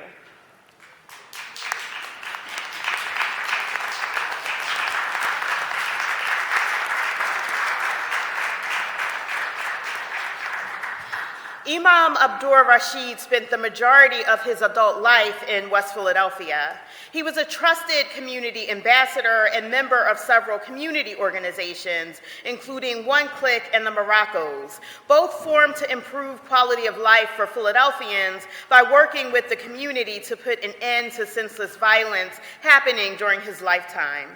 Imam Abdur Rashid also served our city as the head of the Islamic Chaplaincy Department for the Philadelphia prison system. In addition to being a community leader, Imam Abdur Rashid was a steadfast public servant devoted to the advancement of Islam, serving as the leader and Imam of Masjid Mujahideen since 1984, the Emir of the Majlis Ashura of Philadelphia and the Delaware Valley since 2010, and the Emir of the Al-Ummah National Community and representative of Imam Jamil Al-Amin since 2000. And between all of his community and religious commitments, he still found time to do the things he loved, like horse ferrying, camping, and fishing. West Philadelphia is thankful to the Imam for his lifetime of service to our community. And we're proud to cement his legacy for decades to come by renaming the 400 block of 60th Street in his honor. And with that, Council President, I move for the adoption of the resolution. Second. Councilman Harity, did you want to be recognized on this particular resolution? Yes, I just wanted to say also that I will be honored to vote for this bill for the Imam to rename 60th Street. And while he now walks with God, I know that his legacy will carry on because he left us his #1 soldier. And I just would like to give a shout out to Salima Suswell for all her work. And I know that your father will be proud of you and is proud of you. Thank you. Thank you. It's been moved and properly second. All in favor of the resolution indicate by saying aye. Aye. Those opposed, ayes have it, and that resolution is adopted. And a resolution honoring Gwendolyn Shell for being a pillar in the community and her exemplary work throughout the city of Philadelphia and leadership among women, introduced today by Councilwoman Bass. Chair recognizes Councilwoman Bass. Thank you, Mr. President. Before I call to move for the adoption of this resolution, I did want to speak just briefly.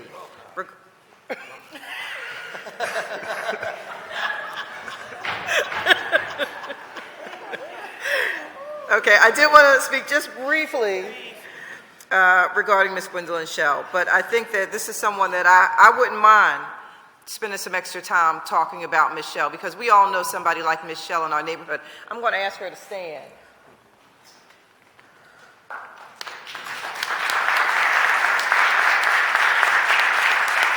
I want you to know a few things about Ms. Shell.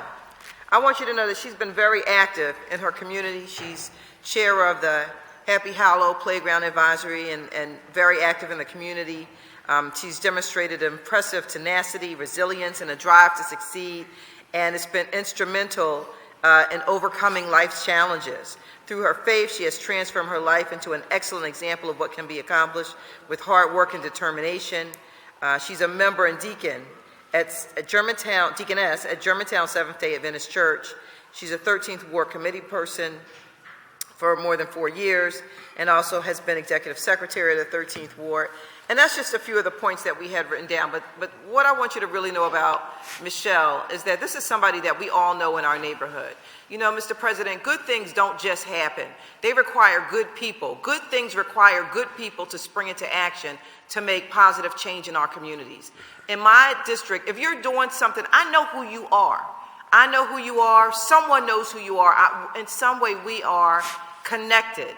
And I can tell you that we are connected to Ms. Shell from her good work, not from, from any sort of other source, no, self-advertisement, no grandiose presentation, but really the hard work, the grassroots, the getting out, cleaning up the neighborhood, making sure that things are happening. And this is the lady that we all know, you know, for those of us who are from different neighborhoods, North Philly, West Philly, South Philly, wherever, but we know Ms. Shell because we know that she's the one that takes care of kids who aren't hers. We know that she's the one who's looking out for everybody's kids in the neighborhoods. We know that she's the one that's going to make sure that you've got something to eat, that you're warm, that you're safe, that you're okay. And so I wanted to really recognize Ms. Shell today because, you know, listen, she's somebody who's doing things in the community, and we have to recognize folks like her. It doesn't have to be that she's working or she's not working for herself. Let me just put it that way. She's not working for herself. There's no self-interest here. When you see her, she's working for those who are coming up under her, her children, her grandchildren, again, everyone in the neighborhood. She doesn't have to be on the Pleasant Playground Advisory Council and leading it and making sure that something happens. She's there because she wants to be. And I just wanted to give a shout out to Michelle, recognize her today, and thank her for all of the work that she's doing and work on behalf of her people in the community. It's a Philly thing. And I just wanted to thank her because we all know Michelle. And with that being said, I just want to move for the adoption of this resolution and thank Michelle for her hard work in our communities. Thank you. Now, I got a second. It's been moved and properly second. All in favor indicate by saying aye. Aye. Those opposed, ayes have it, and that resolution is adopted. There are no other resolutions on the final passage calendar, Mr. President. Thank you very much. Before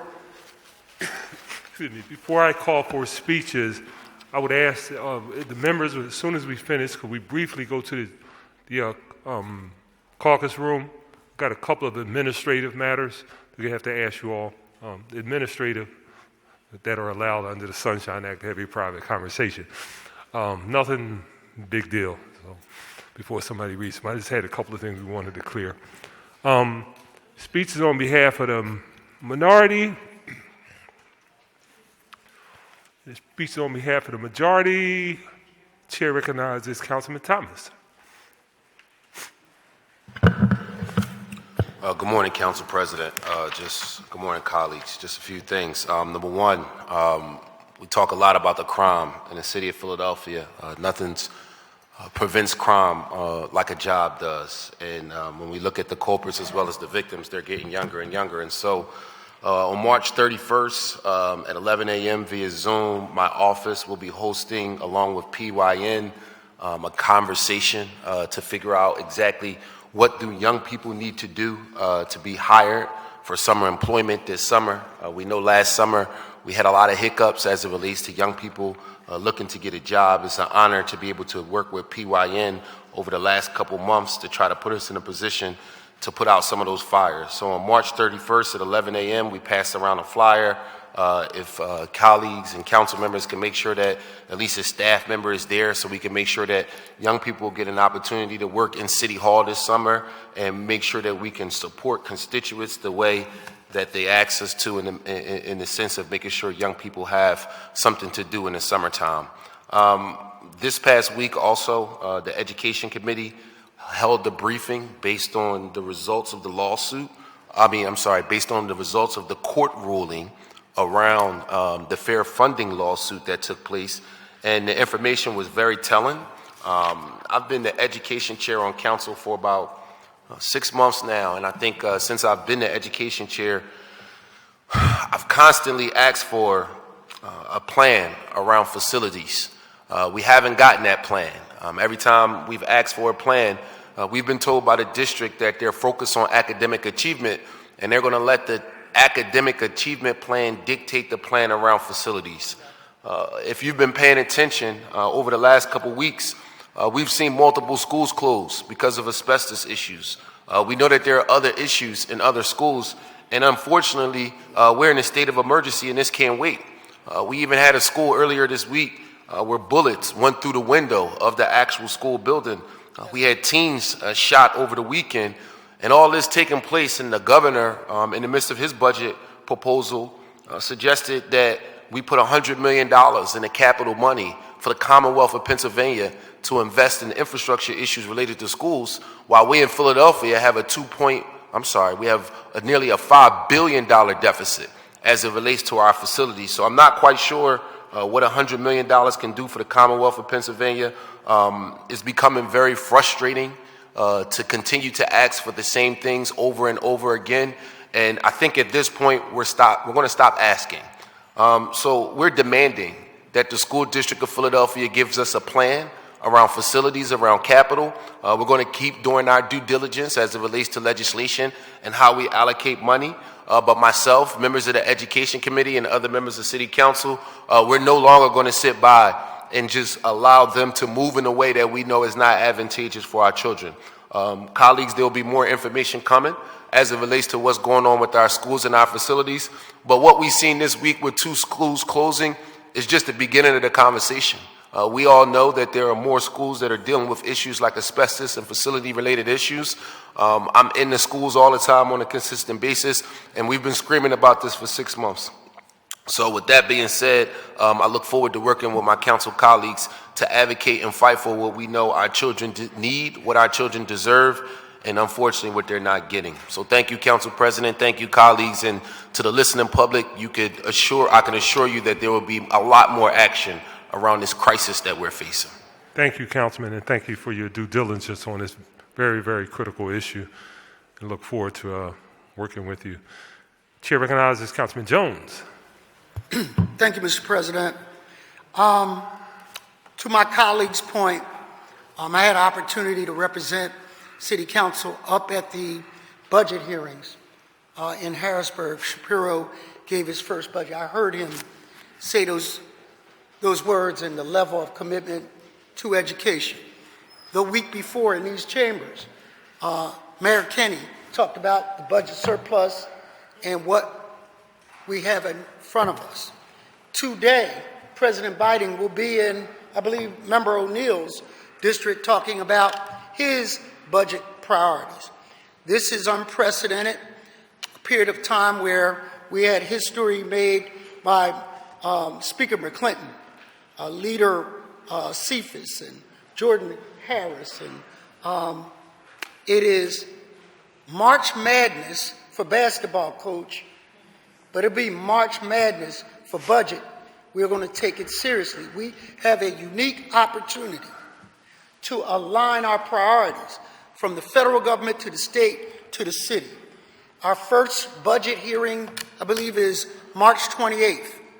I would encourage my colleagues that are chairs of committee to dig down on the issues within those committees and align them from the federal to the state to the city to make it real and to make it a priority. Two senators, good friends of mine, were in my house, and they, a year ago, Mr. President, kind of gave me the business and clowned me, saying that we didn't ask the state for enough. Pause. Thank you, Mr. President, for going up the day before the hearing to make sure they knew the list of our priorities. I think that's an important first step. I think now that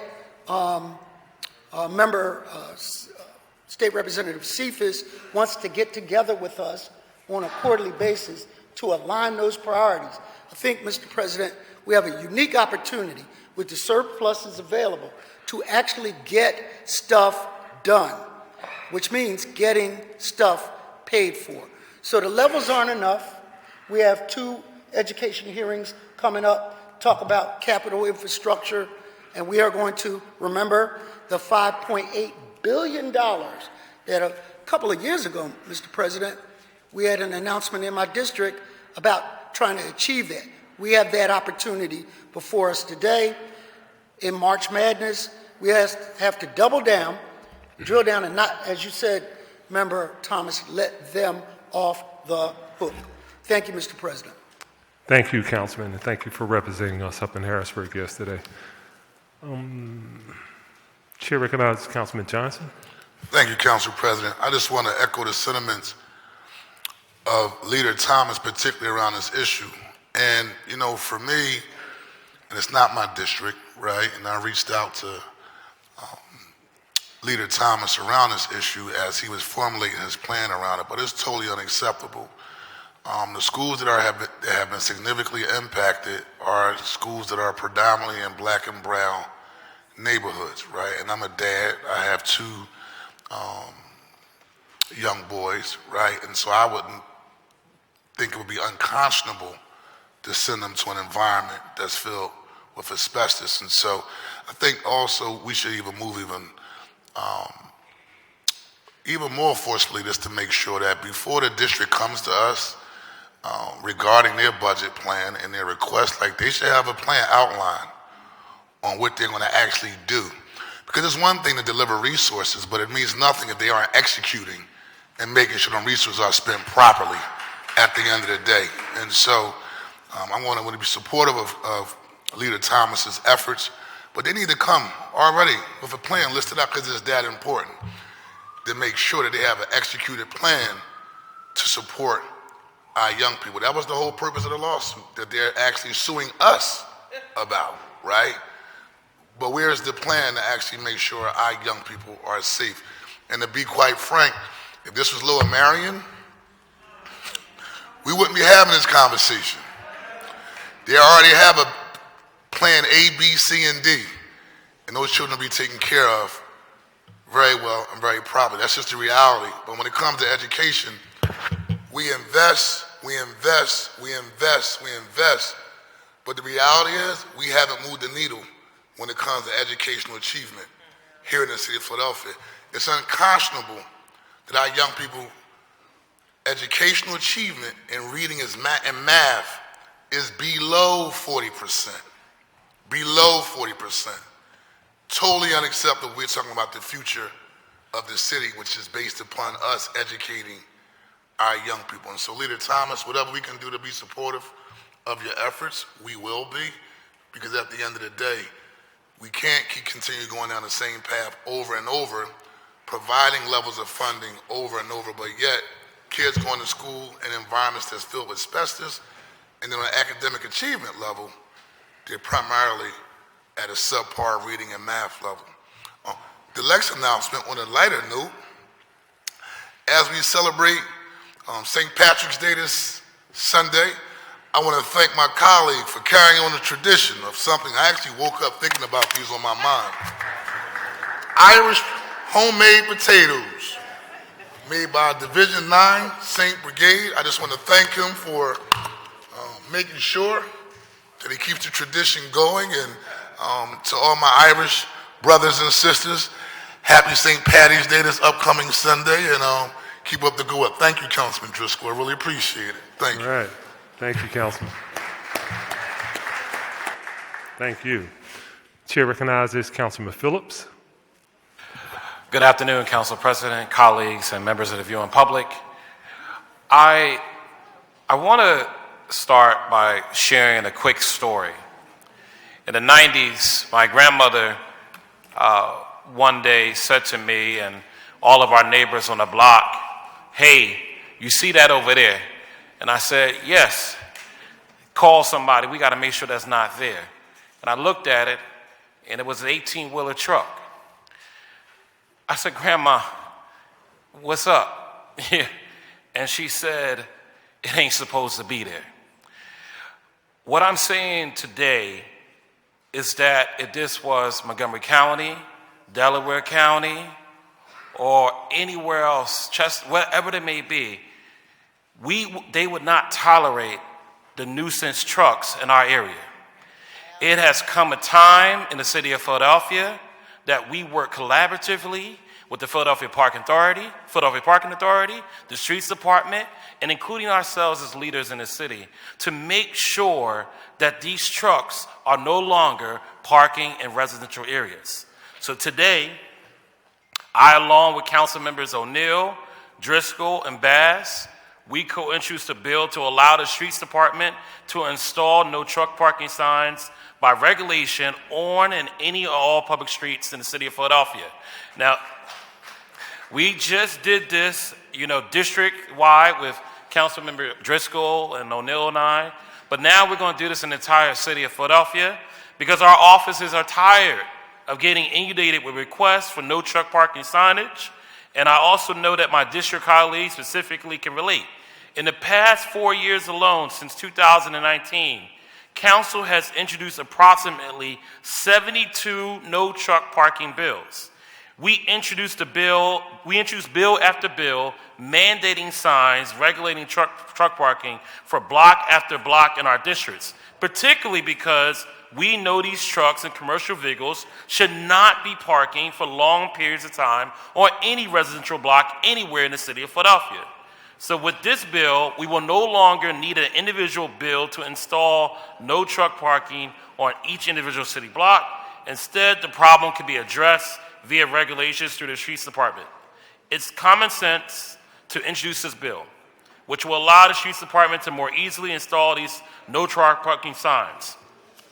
We will work with residents and other stakeholders to make sure that we're enforcing it, including myself, because people in my neighborhood know that I've been out here in our streets taking notes of where the trucks are parked, calling up the Streets Department, Parking Authority, police, anybody who can enforce it, because this has to stop.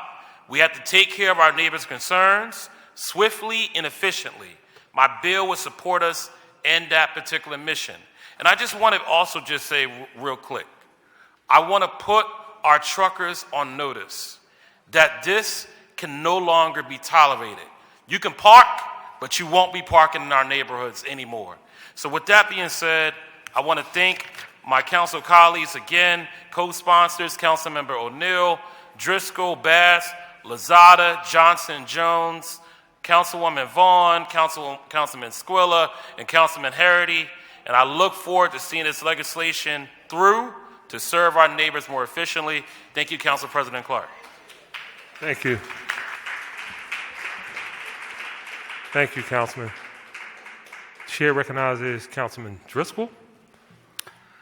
Thank you, Mr. President. Three quick topics. One, I want to thank Councilman Johnson yesterday for recognizing Joe Frazier. When I was a 10-year-old boy, you had to be in bed early. I snuck my transistor radio up. I listened to the fight of the century. He was a larger-than-life person to me. Fast forward the clock. I opened Finnegan's Wake. Who comes walking in the door? The man himself, Joe Frazier. Of course, I was always that 10-year-old boy in his presence. We became very good friends over the years. I took him to Ireland because I told him the boys in Ireland like the box. He was a god over there. I mean, he treated each one of those kids like they were one of his own. He was a dear friend. I miss my friend, and thank you for what you did for him. Thank you. Thank you, Councilman. Secondly, also colleagues, today at 4 o'clock in the mayor's reception room, we are recognizing the St. Patrick's Day Parade, the Grand Marshal, and the Ring of Honor. So if you have time and you want to join me, I'd love to have you in a photo op. And Sunday is the St. Patrick's Day Parade. We're gathering at 16th and JFK at 11, and the parade will go off at 12. It'll go around City Hall and down Market Street and end up at the Constitution Center. So I hope you can join us. We have a VIP section for you to walk in if you choose to. If you can't, we're going to be on Channel 3. And those out there in the audience, please watch Channel 3. We have an exciting parade planned for Sunday. And then lastly, Mr. President, I'd like to welcome and thank my remote intern from the fall of 2022, Alex Griesi. Right here, Alex, stand up.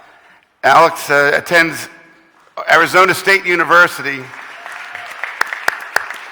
and he's going to be graduating with a science degree, political science degree, in a history minor. But he took his time out of his spring break, because remember, he was my remote intern in 2022. This is his first time in the city of Philadelphia. Last night he got his first cheesesteak. This morning he got his first soft pretzel. You did wonderful work for me, Alex. I can't thank you enough. And he just got accepted to Georgetown, right? He's going to get his master's degree in conflict resolution. I said to him, with conflict resolution, maybe it should come to city council and more importantly, Washington, D.C. So, Alex, thank you for all you did. We're very proud of you. Thank you, Councilman. Chair recognizes Councilman Johnson. No, you good? Chair, Councilman Phillips. Thank you. How you doing? Good morning. Good afternoon. I just want to be on record that my colleague, also a councilwoman, got the year, was also a co-sponsor on the truck parking legislation. We're going to get him out of the area. All right. Thank you, Councilman. Thank you. That concludes our speeches. And remember, if we can just briefly go across all for an administrative question. I don't want the sunshine cops knocking on the door. Chair recognizes Councilman Squilla for a motion to adjourn. Thank you, Mr. President. I move the council stand adjourned until Thursday, March 16th, 2023 at 10 a.m. Thank you. It's been moved and seconded. The council stand adjourned until Thursday, March 16, 2023, 10 a.m. All in favor indicate by saying aye. All right. Those opposed, ayes have it. Motion carries. Thank you all very much.